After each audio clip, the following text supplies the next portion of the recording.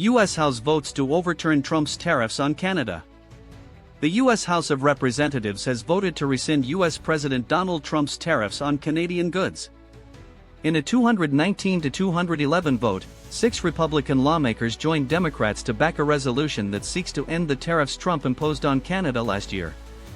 The vote is largely symbolic as it will still need to be approved by the U.S. Senate and then approved by Trump, who is very unlikely to sign it into law. Since his re-election, Donald Trump has imposed a series of tariffs on Canada, recently threatening a 100% import tax in response to Canada's proposed trade deal with China.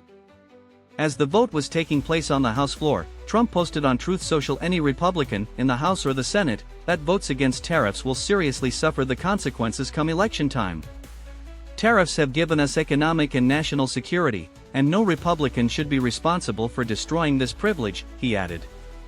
The vote came after U.S. House Speaker Mike Johnson, a Trump ally in Congress, unsuccessfully tried to block discussion on the chamber's floor by lawmakers on Trump's tariffs.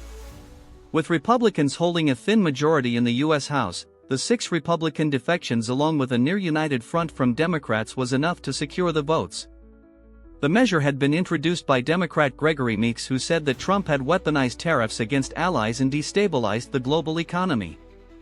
"Not only have these tariffs done immense harm to our relationship with Canada, pushing them closer to China, they have driven up prices here at home," he said before the vote.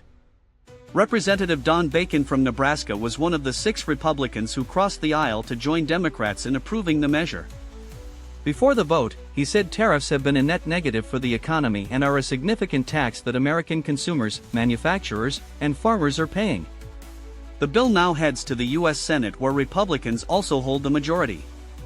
Even if it cleared that hurdle, it is unlikely to be signed into law. Separately, Trump's tariffs are also facing legal scrutiny as the U.S. Supreme Court is set to rule soon on a case questioning the president's legal authority to impose the levies. Meeks, the top Democrat on the U.S. House Foreign Affairs Committee, said the measure on Canada is the first of several bills he plans to introduce that aim to roll back Trump's signature trade action.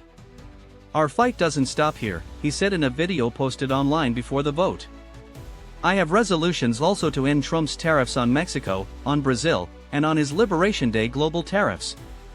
The sudden 10-day closure of El Paso's airspace reportedly followed a spat over drone technology testing by the U.S. military.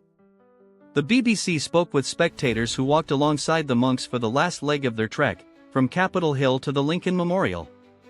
8 people have been killed and 25 injured in the shootings at a school and home in a rural community in Western Canada, police say. The father of 6 starred in multiple popular shows and films in the late 1990s and early 2000s, including Dawson's Creek and Varsity Blues. Nancy Guthrie, 84, was abducted from her home near Tucson, Arizona, prompting a widespread search and appeals from her family.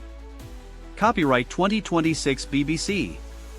The BBC is not responsible for the content of external sites.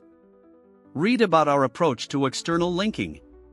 Subscribe to Neuron News and turn on notifications to stay updated with world developments instantly.